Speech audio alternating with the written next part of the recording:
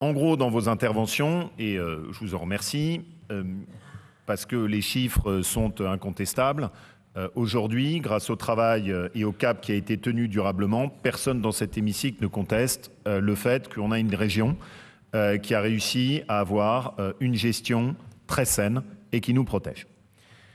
La question qui se pose à partir de ça, c'est qu'est-ce qu'on en fait et qu'est-ce que ça apporte à nos compatriotes? Moi, je n'ai jamais considéré qu'avoir un bon budget était une fin en soi. La seule chose qui m'intéresse, c'est ce que permet le fait d'avoir un bon budget. Et c'est ce que je voudrais expliquer pour venir en complément aux questions que vous avez les uns et les autres posées. D'abord, la première, parce que c'est intéressant, Philippe Séguin avait l'habitude de dire les caisses sont toujours vides, mais elles ne sont pas inépuisables. La première chose qu'on voit, c'est quelles sont les conséquences d'une situation financière catastrophique. C'est la situation qui est celle de notre pays aujourd'hui. Et les conséquences, elles se mesurent à quelque chose de très simple, qui est la slide suivante. C'est que quand vous avez vos taux d'intérêt qui explosent, la réalité, c'est que vous engraissez les banques de façon massive pour faire des emprunts et que l'argent que vous mettez dessus, vous ne l'avez plus pour pouvoir construire des écoles, financer des postes d'enseignement, développer le système de santé. La position de la France, et c'est quand même important qu'on le mesure, hein, le dernier slide, c'est l'explosion des taux d'intérêt. Et je me souviens de débats qu'on avait eus il y a encore 3 ou 4 ans, où certains parmi, pas vous, monsieur Lacroix, disiez « mais c'est le moment d'emprunter à fond, faites gonfler la dette ». Si je vous avais suivi, on se retrouverait dans une situation absolument catastrophique où aujourd'hui, pour financer le budget de la région, une partie colossale de notre budget irait pour financer juste les banques et les taux d'intérêt. Juste ce chiffre qui est quand même vertigineux sur ce qu'il dit de notre pays. Très bientôt, est-ce que ce sera cette année ou l'année prochaine, vraisemblablement la charge de la dette sera l'équivalent du budget de l'éducation nationale. Cécile Cukierman intervient régulièrement sur ces questions au Sénat et elle le sait parfaitement, Xavier aussi. On se retrouve dans une situation dans un pays, et c'est tellement symbolique, où on va plus payer des banques que ce qu'on va mettre pour pouvoir former les esprits et les citoyens de demain. Si on transpose le raisonnement dans notre région, parce que précisément on a réussi à baisser et avoir une charge de dette qui est beaucoup plus faible en annuité de remboursement que ce qu'on avait avant, chez nous, la charge de la dette, c'est 70 millions d'euros, le budget qu'on met sur l'enseignement et l'éducation, c'est 600 millions.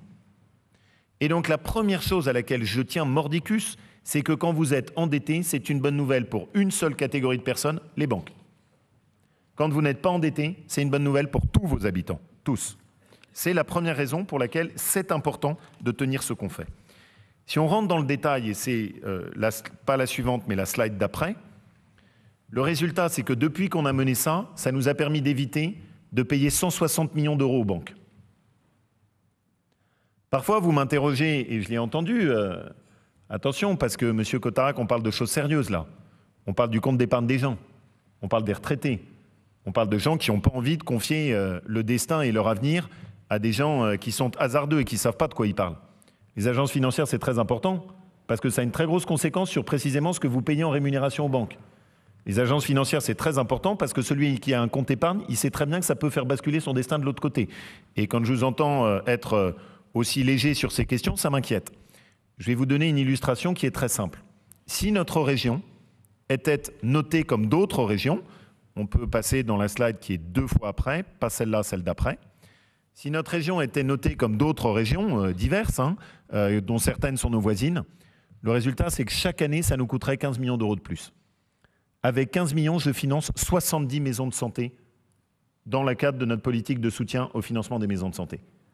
Et donc, le seul fait, et c'est le premier élément, d'avoir cette bonne gestion, ça permet de mettre de l'argent sur les projets et nos habitants au lieu de le mettre dans les comptes des banques. C'est pour cette raison que j'y tiens de façon absolue. C'est la première raison. La deuxième raison, et pardon Madame Grébert, mais je vais être très clair, si je vous écoute, qui est-ce qui va en profiter? Ce n'est pas les multinationales.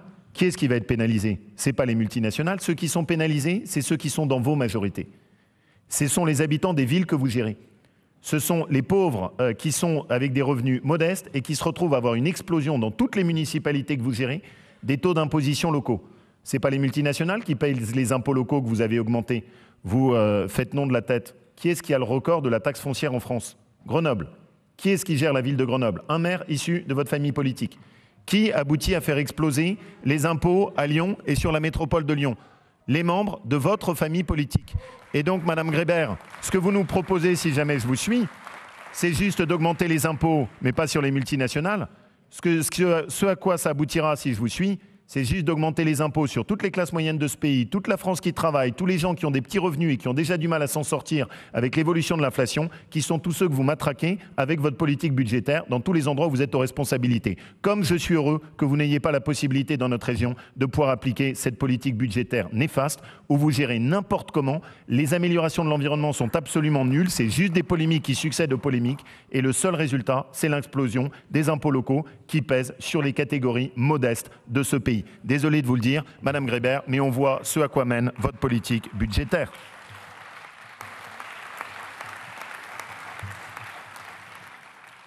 Et nous, je ne prétends pas que ça aboutisse à des miracles, on peut revenir 2 slides en arrière. Et je sais très bien que tout ceci est modique. Mais c'est pour moi très important qu'on montre qu'on peut gérer sans aller piocher dans la poche des Français. C'est tellement facile quand on est élu de faire semblant de faire des chèques qu'on finance en réalité en faisant exploser les impôts. Les Français le voient très bien en ce moment. La politique du chèque menée par le gouvernement aboutit à quoi? On augmente sans cesse les impôts, il n'y a aucun impôt qui baisse sur les ménages, et ils voient très bien leur vie qui est de plus en plus difficile.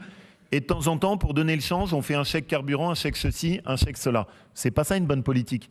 La bonne politique, le meilleur argent, celui qu'on ne prend pas dans la poche des gens. Et c'est pour ça que pour nous, c'est très important. La différence, et c'est une très grosse différence avec d'autres collectivités locales, c'est qu'on n'augmente aucun impôt. Les impôts sur les villes de Grenoble, sur les villes de Lyon explosent. Les impôts et les taxes de la région ne bougent pas. Elles sont totalement stables et nous avons même la taxation sur le carburant qui est la plus faible de France. Alors, est-ce qu'on pourrait faire mieux? J'aimerais bien, ça coûte très cher. Pour l'instant, il faut qu'on soit très vigilant avec l'explosion des coûts de l'énergie. Mais en tout cas, ce qu'il y a de sûr et ce que les habitants de notre région savent, c'est qu'avec nous, ils sont intégralement protégés contre les augmentations de taxes et d'impôts. C'est quand même une garantie importante dans un contexte où tous les impôts locaux, toutes les taxes locales augmentent et où pour les gens, c'est tellement difficile d'arriver à s'en sortir. Je me permets d'ajouter un dernier élément, c'est que quand on parle de développement durable, et c'est un domaine sur lequel vous faites, pour certains, une impasse totale. Le premier développement durable, c'est de faire en sorte qu'on ne laisse pas à nos enfants le fait d'avoir de telles dettes qu'ils ne pourront pas eux-mêmes s'occuper de leur destin. Le premier développement durable et la première pensée aux générations qui viennent, c'est de ne pas leur laisser une dette environnementale et de ne pas leur laisser une dette budgétaire. Eh bien, ce à quoi on s'échine dans notre région, c'est de faire en sorte qu'on ne fera pas financer par nos enfants l'impécuniosité qu'on aurait en ce moment. Et enfin, c'est le dernier point qui est fondamental, c'est que quand nous avons récupéré la région, elle était seulement capable d'investir 700 millions d'euros chaque année. Aujourd'hui, grâce à la capacité que nous avons dégagée et à notre bon investissement, nous sommes capables d'investir 1,3 milliard d'euros chaque année. Et ça se traduit par des choses qui sont très concrètes. Monsieur César, vous nous appelez à agir dans le domaine social. Est-ce que vous savez que la majorité précédente, si, notamment pour venir en soutien aux associations caritatives qui sont dans une situation très difficile? Nous le faisons? Nos prédécesseurs ne le faisaient pas. La politique précédente de mes prédécesseurs ne mettait pas 1 euro de soutien aux associations qui étaient les grandes associations caritatives qui pourtant ont bien besoin de nous et qui n'avaient pas d'accompagnement sur la politique d'investissement et il n'y avait pas de politique ciblée en la matière. Mes prédécesseurs n'avaient pas de politique en matière de santé. C'est pourtant la préoccupation numéro 1 de nos compatriotes. Et je ne leur en veux pas parce que comme c'était très mal géré, ils n'en avaient pas les moyens. Mes prédécesseurs n'ont quasiment ouvert, et en tout cas sur leur dernier mandat, aucun lycée et lancé le chantier d'aucun lycée. Depuis que nous sommes arrivés, nous lançons un lycée chaque année, un nouveau lycée chaque année. Sur le territoire de Lyon et de la métropole, il y avait un déficit considérable qui a été accumulé. Nous avons non seulement lancé le lycée Mérieux, qui est ici, le lycée Colonel Beltrame qui a ouvert, et nous venons de prendre la décision de lancer la construction d'un lycée à Caluire. Chaque année, depuis maintenant 3 ans, un nouveau lycée sort dans notre région, alors que ça n'était absolument pas le cas. Dans le domaine du handicap, qui est un sujet auquel je suis extrêmement attaché, parce que je considère qu'une région comme la nôtre, qui est une région puissante, ne peut pas passer à côté de la question de l'inclusion des personnes en situation de handicap, des familles qui ont des enfants handicapés. il n'y avait aucune politique de la région. Zéro. C'était un sujet dont on ne parlait jamais dans cet hémicycle. Et je suis très reconnaissant aux élus qui s'en sont occupés, notamment Sandrine, qui a fait un très beau travail en la matière. Voilà des exemples qui sont très clairs de ce que permet le fait d'être bien géré. Alors oui, ça suppose que nous ayons des priorités. Et je pourrais évoquer également la question de la sécurité, qui était un sujet jamais traité ici. Pourquoi est-ce que nous avons été capables de mettre 120 millions d'euros pour sécuriser les lycées de notre région ? Parce que tout simplement, on en a dégagé les moyens grâce à cette bonne gestion. Donc, ça nous permet aujourd'hui de savoir ce qu'on veut faire. Ça nous permet, dans une situation, Monsieur Lacroix, qui est quand même très inquiétante pour nos compatriotes, de savoir qu'il y a un point de stabilité solide au niveau de la région. Ça permet à nos compatriotes de savoir qu'on a les moyens de le faire, qu'on le fait sans faire de dette et qu'on le fait en ayant le souci d'augmenter aucune taxe et aucun impôt. Les 4 priorités qui seront les priorités de cette année sont 1. Poursuivre la relocalisation industrielle et les emplois. Je le dis, c'est aussi un enjeu environnemental. La première cause d'émissions de CO2 dans notre pays, ce sont nos importations. Les seules importations chinoises émettent plus de CO2 que la totalité des ménages français. Pourquoi on n'en parle jamais? Pourquoi est-ce qu'on traite des sujets qui sont souvent anecdotiques sur le plan climatique, alors que si nous voulons agir pour le climat, la meilleure chose à faire, c'est relocaliser la production en France, au lieu de la laisser faire par des pays comme l'Allemagne ou la Chine qui fonctionnent avec des centrales à charbon que les polémiques que vous avez dégagées sur le nucléaire ont contribué à rallumer. C'est la première priorité. La deuxième priorité pour nous, c'est continuer sur le chantier de la sécurité, fondamentale. Je ne prétends pas qu'avoir sécurisé nos lycées soit une solution miracle, loin s'en faut. Je suis très lucide sur les menaces qui pèsent dans notre pays, perpétuées par le terrorisme islamiste. Nous devons continuer à être extrêmement vigilants.